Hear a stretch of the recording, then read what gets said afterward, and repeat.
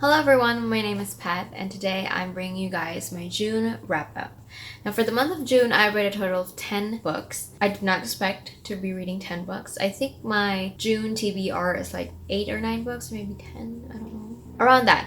So yeah, but I did not finish, so I finished 9 of the 10 books. So I guess you could say I finished, I only read 9. I DNF'd one of the books, and that is the first one that I will be talking about. So the first one is Meet Cute by Helena Hunting. Going in, I knew I wasn't going to like this or I'm gonna have a lot of issues, but I really did try to read it a little bit more before I decided to DNF it. I was already thinking about DNFing it like the first, 50 pages. I got it up until 122, but after that, I'm just like, yeah, maybe not. So here we're following Kayleen and Dax, who met in college, and Dax was a child actor, teen actor, and he was very popular. And Kayleen is one of his biggest fans. So when they meet in college, she was, really attracted to him and all that, and they went to law school. And we only see, a quick preview and how they met, and it wasn't Meet Cute. Obviously, the title is Meet Cute. And we only get a glimpse or like an overview of, everything that happened to them after their Meet Cute.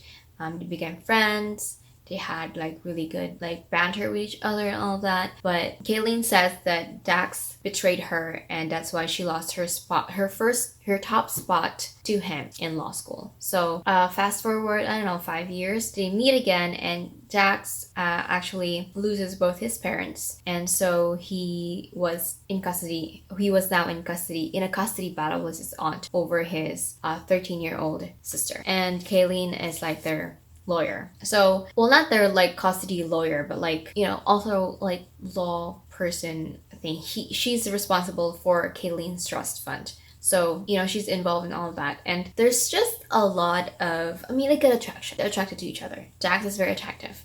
We've been told that the whole 222 pages that I've read. We've been told that over and over and over.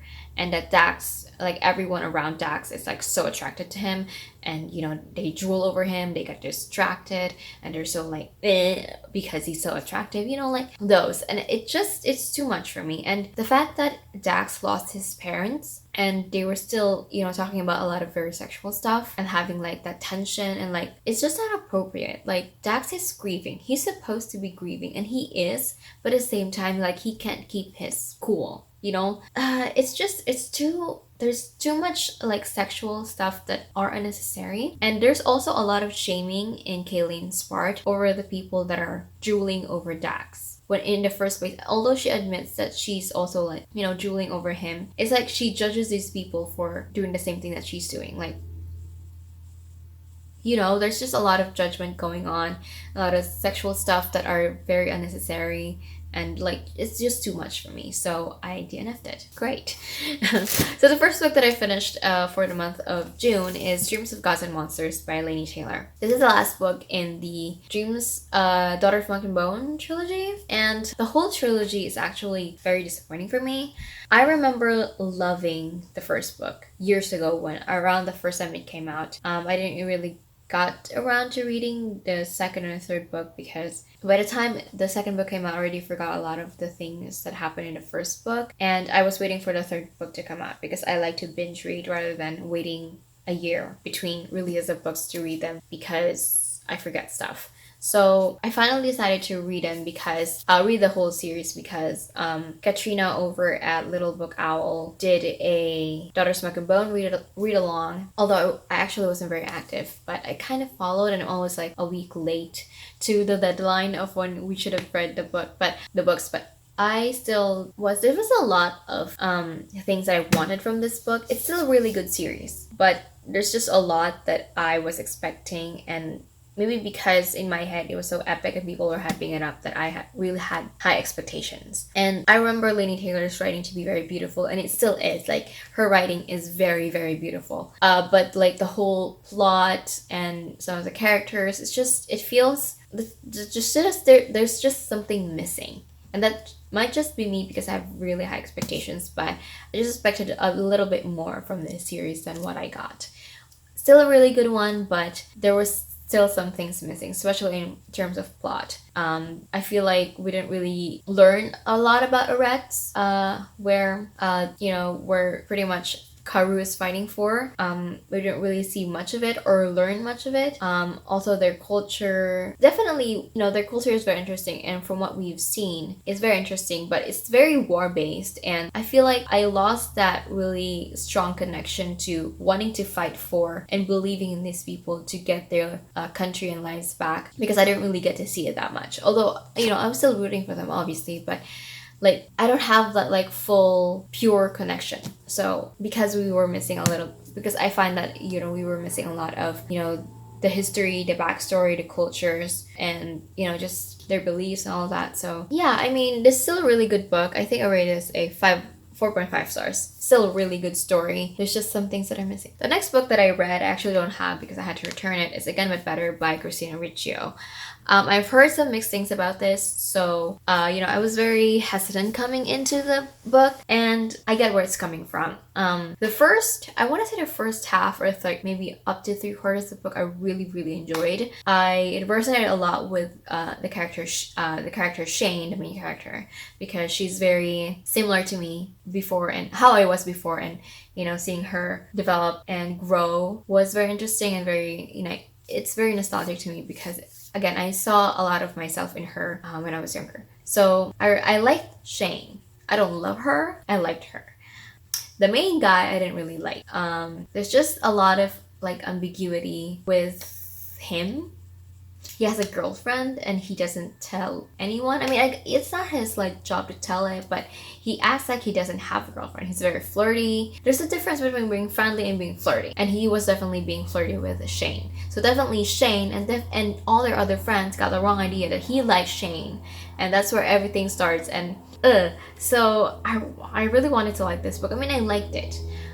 There's just a lot of things that I had issues with. That's why it was only more of like a 2.5, 3 stars for me. I really enjoyed Christina's writing, so I definitely will be Christine's writing. Did I say Christina? I keep calling her Christina because I know someone Christina. So Christine Riccio. So I really enjoyed Christine's writing. I definitely will be looking forward to her future releases. Just that this book and the characters are very and the last part kind of came out of the blue, and it was very rushed. There was a lot of things that I wish would have been explained about the whole situation, but we didn't really get to like, what is that whole thing? I want to learn about, or I want to know about that, like why, So yeah, I liked it. There's just a lot that I had issues with. And then the next book that I read is Defy Me, which is the 5th book in the Shatter Me series. Again, if you guys have been watching some of my other wrap-up videos, you know that I didn't know about Shatter Me having future books until I saw Restore Me, and I was like, what is this? I thought it was like a novella or something, but it was the 4th book. So I read it last year, and now when they released this, I definitely read it. And okay, we're definitely getting a lot more. I still love Kenji so much.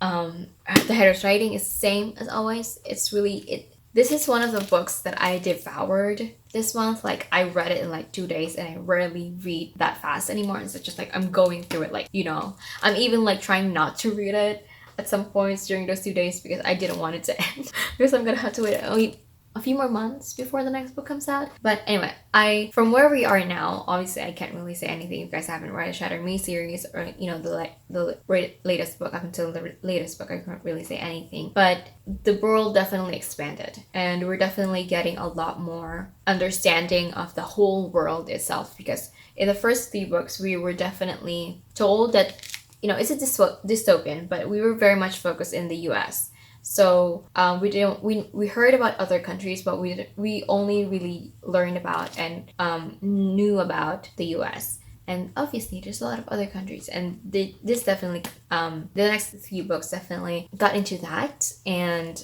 we learned a lot more about Juliet and who she is and the connections between people. So I really enjoyed that. Obviously I need the next. I really like this. I think I rated it as a 5 stars because obviously I'm charged for the series. So the next book that I read is Nevermore and Wundersmith by Jessica Townsend. I really enjoyed this book. This is a middle grade book following our character Morrigan, who is a cursed child, and a lot of things that were happening in the place that she lived in was like kind of blamed to her. Like everything unfortunate that happens is because she's bad luck. And she was destined to die, I think, around her 11th or 12th birthday, maybe 13th, I'm not really remembering correctly.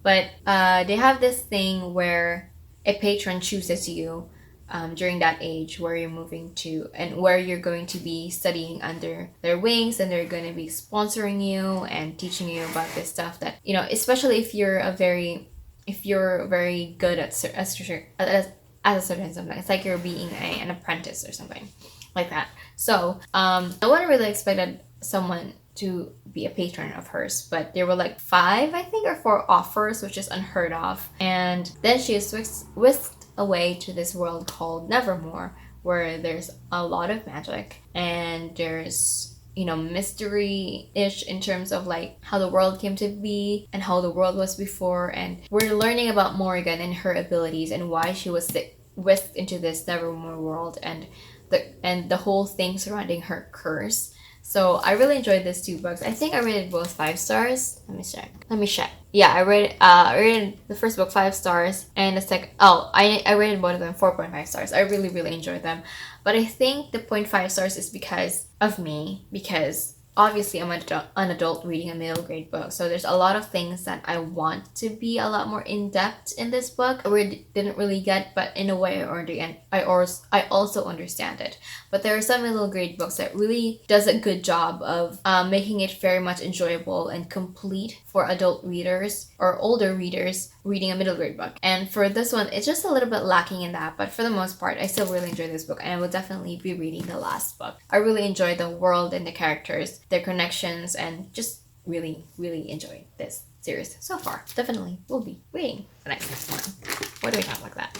Okay, so the next book, the next book I read is actually a book that has been hyped up in YouTube for a while, especially after the previous book that this author released. And there has been mixed reviews about this, but I loved this book, Daisy Jones and the Six by Taylor Jenkins Reid. I loved this book. Maybe a little bit even more than Evelyn Hugo. I know a lot of people, I've actually never heard of anyone saying they didn't like Evelyn Hugo at all so far. But I've definitely heard a lot more mixed reviews about this one. But I feel like I like this a little bit more because we're following Daisy Jones and the Six. They're a band. Well, the Six is a band, and then Daisy Jones joins them, and it's like their story and how their album came to be, how they met, the dynamics between the group, and how the group fell apart after releasing such an amazing first album together. And, you know, how they came together, their individual stories, and how they were doing the album and all of that, and how they fell apart. So we're following definitely the whole group, group, and some of the other like very close people to this band. But definitely we're focusing a lot more to Daisy and the main, the leader of the band, the Six, which is Billy. And, you know, we're following their dynamics. Obviously, I rated this 5 out of 5 stars.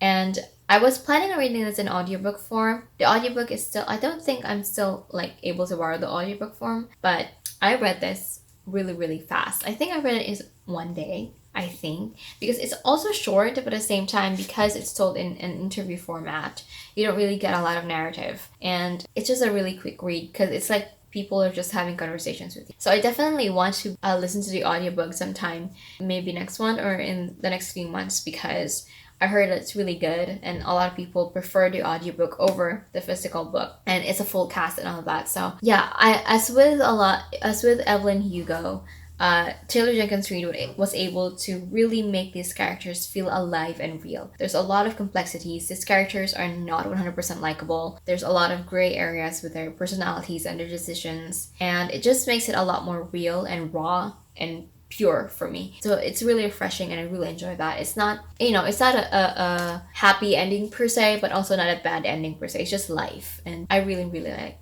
that about this book and Evelyn Hugo.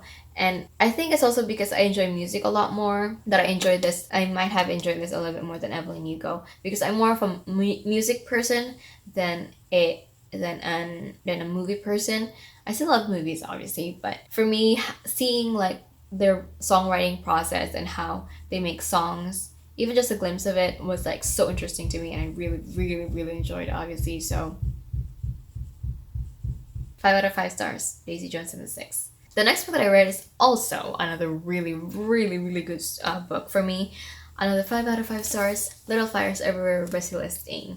Now, Celeste Ng, I read her book and Everything I Never Told You, and I love that as well. So going into this book, I definitely had high expectations, especially with the mood of the book and the whole story in Everything I Never Told You. I definitely saw that here, and I really loved it.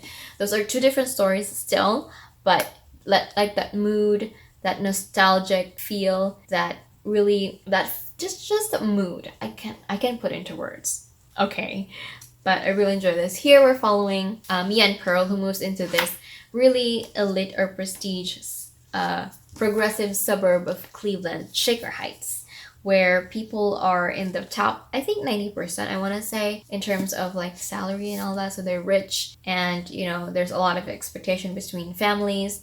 It's a very tight-knit community, but obviously there's drama and like tension between families and people in between.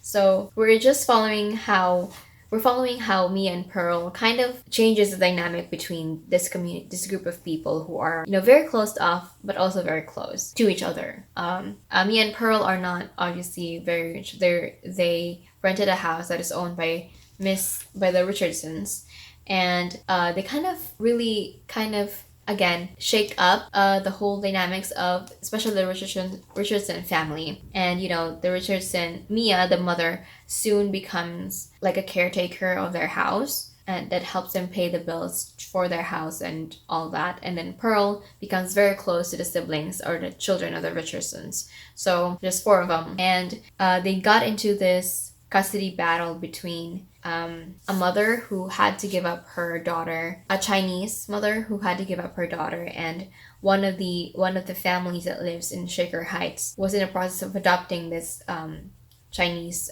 child, and they got into this custody battle. It kind of really just changes, and it brings out everything that the Richardsons are kind of hiding, and the undercurrent things going on between the family and the people around them too. So it's really good. It's really just focused on these people and their connections, and how Mia and Pearl has affected them, and how Mia and Pearl can see them for who they really are and what they were. And it's not all bad, and that's what I really liked. It's not the Richardsons is not painted as like a really bad family, like a messed up family. No, not at all. Because Mia and Pearl themselves, especially Mia, she's made her own mistakes, and she's not one to point fingers at people. And I really like that about this. It's just she's a photographer, so she sees things in a different light, and they just have a different perspective from these people, and it definitely changes not just the Richardsons, but also Mia and Pearl as the mother-daughter. So again, 5 out of 5 stars. Love this book. Now, the last book that I read, that I actually read right after, what book was it? Meet Cute. After I gave up on that, I read I Want to Be Where You Are. And this is a really short book. I think this is only 260 pages. So I read this in one day. And I liked it. I enjoyed it. I rated this at 3 stars. I really enjoyed this. It's YA, it's contemporary, it's coming of age. We're following Chloe, who decides that she's going to audition secretly for this really prestigious ballet company, and she has to drive a few hours to Washington DC, from New Jersey to Washington DC. Her mom and her boyfriend is going to Haiti, is it, or Jamaica, for a vacation. I think Jamaica. So she decides while they're on there, she's going to drive to Washington DC and audition for this prestigious ballet school, and her mom doesn't know, because her mom doesn't really want her to audition or to continue her ballet dreams. So this is just her, and then her frenemy, more enemy, neighbor, Eli, decides to join her with his old dog Geezer, and it's just their adventure and them and us learning about their friendship and how they came to kind of hate each other and not be friends anymore with each other, and just their struggles as as they are figuring out what they want to do for the rest of their lives. And I enjoyed this. As I said, I rated it as 3 stars. It's okay. I liked it. I like Chloe, I like Eli, I like Geezer. Their parents, I definitely was very, like, I don't really like parents who don't even listen or like force their children to be in a certain mold that they want, because for me it's a reflection of what they want and what they did not achieve. So it's like they want the best for their child, they're saying, but it's what they would have chosen and what they would have liked to be given at that age. And sometimes they don't really want that path for them. They want a different path that might not be as appealing to the parents as it is for them. So yeah, I really enjoy this. There's really nothing much to say. It's a cute story between these two kids and, learning about who they were and, their fears, their insecurities, and their struggles. I really like it. What else is there to say? Oh my god, I forgot to talk about The Stone Sky. So Stone Sky is also one of the books I had to return to the library because I need to return it. People want to read it, so I can really expand it a little bit more. So The Stone Sky is the last book in N.K. Jemisin's trilogy, Broken Earth, and it's a conclusion story and it's epic, sort of. The ending was kind of calm. I expected it to have like an epic ending, but I still really liked it. I rated it a 5 out of 5 stars. It's very emotional. There was a lot just happening, and it's such a good story. I totally understand why people love it, and I get why. So again, 5 out of 5 stars. I love Nasoon. I love Esun and Alabaster, and the ending just tore my heart. And the series, definitely highly recommend. I love the world, and I really enjoy the characters. Again, as I definitely have said in the past, reviews of the books, they're not 100% likable characters. They're a lot gray, and there's a lot of decisions that I definitely was like, I don't think that's a good idea. I don't think that's a good decision, So those are all the 10 books. Well, 9 books that I read and 1 book that I didn't for the month of June. Definitely a much better reading month than I expected, and I'm expecting to be reading a lot more for the summer because I don't have a Saturday job, so I have I just have that out of the way. And yeah, August and September I think are going to be July, August, September I think are gonna be really good months for me, hopefully, in terms of reading. So yeah, that's it for this video. Thank you so much for watching. You can check out some of my other videos right here, and if you guys have read these books as well or are currently reading them or want to read them, tell me your thoughts, tell me your opinions, and I will see you on my next one. Bye.